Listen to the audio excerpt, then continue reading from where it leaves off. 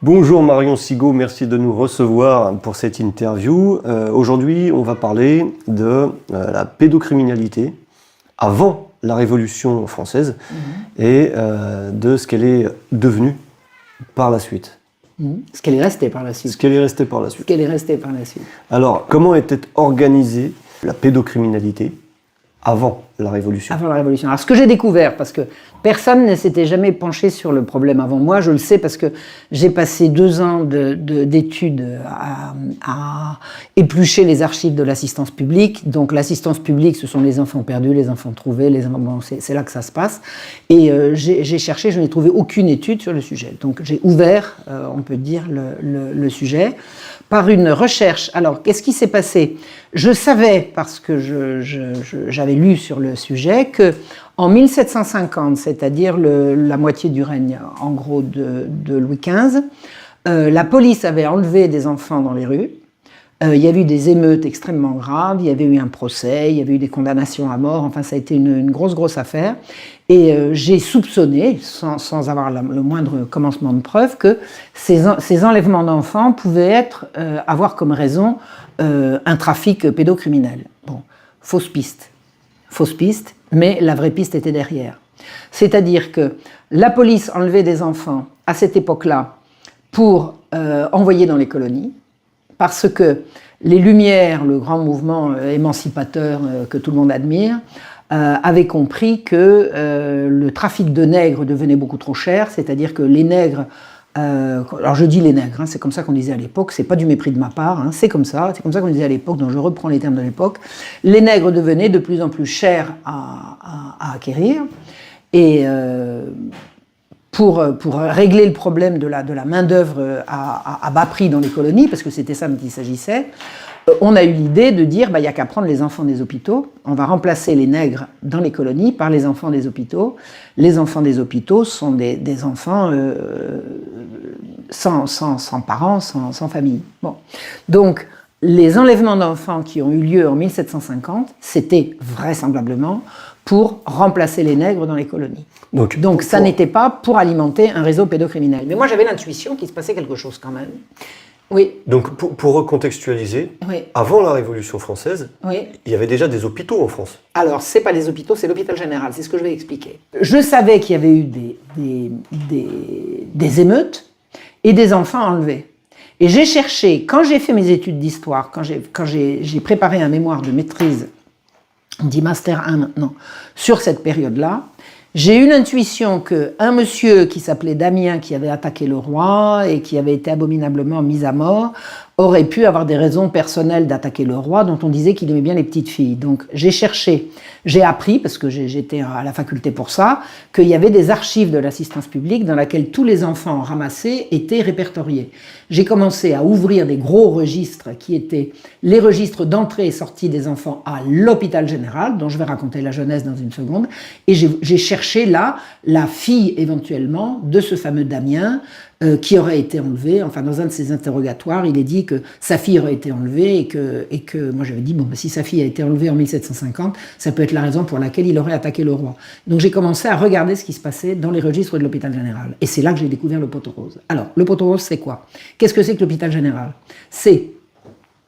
On va faire un bond d'un siècle en arrière, c'est-à-dire 1652. 1652, c'est la jeunesse du jeune Louis XIV. Il n'a pas encore pris son envol. Il y a une guerre civile qui secoue la France, ça s'appelle la Fronde. Et en 1652, des magistrats il commence d'ailleurs en 1632. Il commence en 1632. Et ils présentent leur projet au roi en 1654. Pardon, c'est pas 52, c'est 54. Alors, qu'est-ce que c'est que ces magistrats? Les magistrats disent, il y a un problème en France, et ce problème va être absolument accentué à l'époque de la Fronde, c'est-à-dire de la guerre civile, d'une gueuserie qui est incontrôlable. La gueuserie, c'est quoi? C'est les pauvres. Les pauvres qui traînent dans les villes, dans les campagnes, qui fichent rien. Il y a une gueuserie organisée, il y a ce qu'on appelle les cours des miracles. Vous savez ce que c'est une cour des miracles? Vous avez des mendiants qui se promènent dans les rues de Paris et ils arrivent dans une cour d'immeuble, hop, ils se mettent brusquement à trotter, ils enlèvent leur œil de verre et puis ils ont un vrai œil. Les miracles, c'est-à-dire qu'à peine ils rentrent dans la cour des miracles, ils redeviennent valides et tout. Les cours des miracles, c'est un peu un état dans l'état, c'est la gueuserie qui vole les passants, c'est un désordre public manifeste. Donc, il y a des gens qui sont des bigots, qui sont des dévots, qu'on appelle la Compagnie du Saint-Sacrement, qui disent « Nous voulons débarrasser le royaume de toute cette gueuserie immonde. » Et ils mettent tout le monde dans le même sac. C'est-à-dire qu'il y a les gueux des cours de miracles, mais il y a également les pauvres, et les pauvres et les pauvres. Et les pauvres, en période de guerre civile, ce sont des gens qui, si on a brûlé ton village, tu n'as plus de maison, tu suis le pain. Pourquoi est-ce que les gens qui sont à la campagne, ils vont en ville? Parce que toutes les villes sont approvisionnées en pain. Donc, si ta maison a brûlé à la campagne, tu suis les convois de grains et tu vas en ville, tu seras nourri. C'est comme ça que ça se passe. Les villes sont toujours approvisionnées, essentiellement Paris. Ne pas approvisionner Paris en gras, c'est inenvisageable. Donc, il y a, à partir de 1632, des magistrats, des juges au Parlement de Paris. Le Parlement de Paris, c'est une espèce de cour supérieure, cour souveraine, de magistrats, de hauts magistrats, qui ont comme mission à la fois de rendre la justice au nom du roi, et qui ont également comme mission d'enregistrer, c'est-à-dire de mettre dans leur registre toutes les décisions royales. Une décision royale, c'est une loi. Une loi, c'est une décision royale. Une décision royale, c'est une loi. Pour que la loi soit applicable, il faut qu'elle soit inscrite dans les registres, et ce sont les magistrats qui tiennent les registres. Donc ils ont un pouvoir d'enquiquiner, d'empoisonner la royauté. S'ils font des manières pour ne pas enregistrer une loi, la loi ne sera pas applicable si elle n'est pas enregistrée. Donc il y a un bras de fer qui va se faire pendant tout l'Ancien Régime entre les magistrats qui vont résister à la royauté, et la royauté qui veut être obéie, elle est là pour ça. Le roi, il est là pour ça. Une forme d'opposition à l'Assemblée nationale. Voilà. Sauf que les magistrats, ils ne sont pas là pour faire les lois, ils sont là pour les enregistrer et pour les appliquer. Pour appliquer la loi, pour rendre la justice. Donc, ce désir qu'ont les magistrats d'inventer une institution qui va débarrasser le royaume de la gueuserie, c'est en soi suspect, c'est pas leur affaire. Mais ils créent un établissement qui va s'appeler l'hôpital général et qui n'a rien à voir avec un hôtel-dieu. Pour les malades, c'est les hôtels-dieux. L'hôpital général, c'est un lieu de renfermement, c'est enfermement avec un grand R devant, le renfermement, c'est le grand renfermement, c'est la mise à l'asile, en fait. Bon, le renfermement des pauvres, des miséreux, des gueux, qui sont considérés par ces gens-là comme une plaie sociale. Les gueux, c'est les emmerdeurs, qu'est-ce qu'un mendiant? C'est un fainéant qui a décidé de, etc.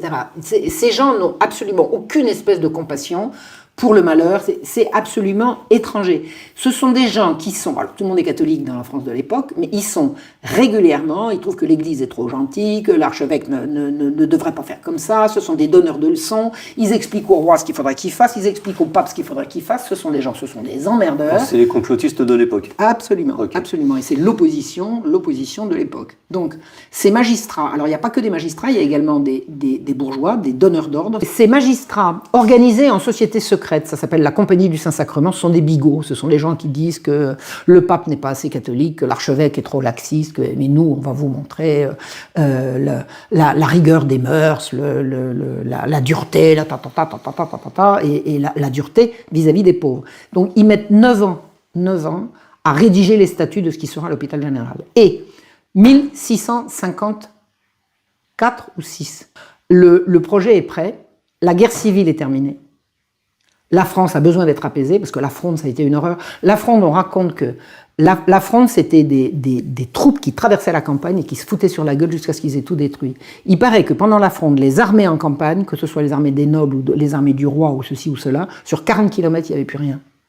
Sur 40 km, ils brûlaient tout, ils cramaient tout. C'est une horreur. Mon village, là, à Linsec, il a beaucoup souffert pendant la Fronde, et le village d'Entrain, là-bas, il a été rasé.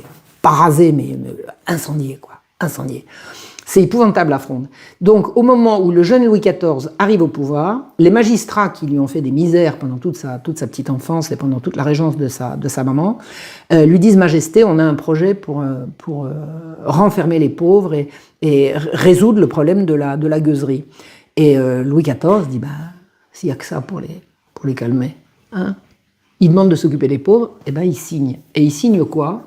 Ils signent l'élaboration, la mise en place d'un système absolument atroce qui oblige tous les pauvres, c'est-à-dire toute personne qui ne peut pas justifier d'un salaire et d'un domicile fixe, à se laisser renfermer à l'hôpital général. Les femmes d'un côté, les hommes de l'autre, et les enfants dans un troisième lieu. C'est-à-dire que t'es marié, t'as des enfants, t'as perdu ton job, tu vas perdre ta femme, tu vas perdre tes enfants, et tu vas perdre ta liberté, et tu te laisseras enfermer. Et il y a combien de personnes qui sont renfermées comme ça? Des milliers. On a des chiffres précis? Oui. À Bicêtre, il y en avait 6 000, à la Salpêtrière, il y en avait 6 000, rien que sur Paris. Et les enfants? Les enfants, il y en avait des milliers. Des milliers. Donc, Louis XIV signe. Et il signe dans un... Alors, d'abord, probablement pas la naïveté, il n'était pas naïf, il s'était pas au courant. De toute façon, le truc était en cours. On ne peut pas deviner ce que ça va devenir. Les magistrats qui ont créé l'hôpital général ont fait en sorte, statutairement, qu'aucune ingérence extérieure ne puisse venir regarder ce qui s'y passe. C'est-à-dire que les juges sont juges et partis. S'il y a des procès contre l'hôpital général, c'est eux qui vont les traiter. C'est-à-dire que si toi, tu as à te plaindre d'un magistrat qui siège à l'hôpital général, c'est lui qui va se juger. À ton avis, il y a une chance sur combien qu'il se trouve coupable, tu vois? Et la chose la plus effroyable que j'ai découverte en analysant les statuts de l'hôpital général, c'est que les magistrats se font tuteurs nés de tous les enfants qui entrent à l'hôpital général, même s'ils sont à la main ou dans les bras de leur maman. Donc, concrètement, quand il y a des enfants qui naissent à l'hôpital général à cette époque-là, leur tuteur, automatiquement, est un magistrat. Oui. Non, leur tuteur, c'est les magistrats, oui, du conseil d'administration et du bureau de... Est-ce qu'on sait dans quelles conditions grandissent ces enfants depuis leur naissance qui sont nés à l'hôpital? Atroce. C'est-à-dire? C'est atroce, c'est des dortoirs putrides, c'est d'abord on les sépare de leur maman. Les enfants qui naissent à l'hôpital général, il y en a relativement peu. Au lieu qu'on les laisse être nourris par leur maman, on les sépare de leur mère et on les envoie dans un autre établissement qui s'appelle La Couche, qui avait été créé à l'origine par l'extraordinaire Saint Vincent de Paul. Il s'appelait Monsieur Vincent à l'époque, il est devenu 500 ans plus tard. Mais Monsieur Vincent voulait absolument venir en aide aux pauvres, secourir les pauvres, faire en sorte que les pauvres soient moins pauvres et ne souffrent pas, alors que tous ces salopards de la Compagnie du Saint-Sacrement, ce qu'ils voulaient, c'est que les pauvres, ils en chient, ils en bavent, excuse-moi, tu en as pas le gros mot, qu'ils en bavent et qui payent pour leur misère. Alors, qu'est-ce que c'est que ces magistrats? Qu'est-ce que c'est que cette Compagnie du Saint-Sacrement? Jusqu'à 1660, la Compagnie du Saint-Sacrement règne en maître à l'hôpital général. À partir de 1660, Louis XIV comprend que la Compagnie du Saint-Sacrement, c'est une espèce d'État dans l'État, et il interdit la Compagnie du Saint-Sacrement. Et à ce moment-là, arrivent à la tête de l'hôpital général les magistrats jansénistes. Qu'est-ce que c'est que le jansénisme? Alors le jansénisme, c'est le chouchou de toute la gauche française. Alors ça, j'ai payé pour le savoir. Je me suis fait censurer à l'université. On m'a demandé... Mais j'ai les preuves, hein, je pourrais les montrer à l'occasion.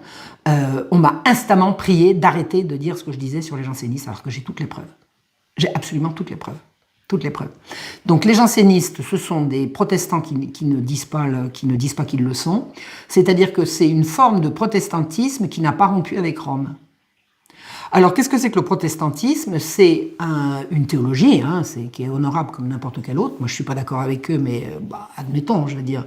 C'est une théologie qui dit que c'est chaque homme avec sa conscience qui saura ce qu'est le bien et le mal, alors que le catholicisme dit que c'est la hiérarchie ecclésiastique qui dit le bien et le mal.